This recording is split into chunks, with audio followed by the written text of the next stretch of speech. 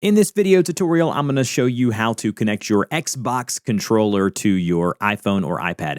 First things first, make sure that your Xbox controller is powered on. You should see the Xbox logo here pulsating, and then you'll find the Bluetooth or connect button there at the very top of your controller. Just kind of hold that down for a couple of seconds, and then the Xbox logo will begin to blink much faster.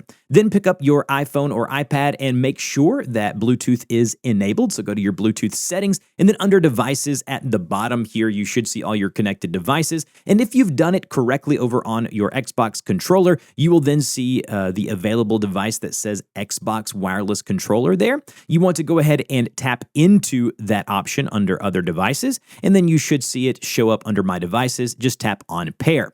Once you've done that, I would then make sure it says connected right next to it here. Then I would open up a game or something that you can use the controller with, like I'm doing here with Fortnite, and then just double check and make sure that everything is working. So as you can see, I am utilizing the bumper buttons on my Xbox controller here to navigate the Fortnite menu. So that lets me know that it is connected. If you ever are logged off for a while or you turn off your controller, you will have to go back into Bluetooth settings and just tap on it. It'll be under my devices. So as you can see, the controller is good to go and working just like you see here in the video. And if you have any questions, put those in the comment section below, and I will see you guys in the next video.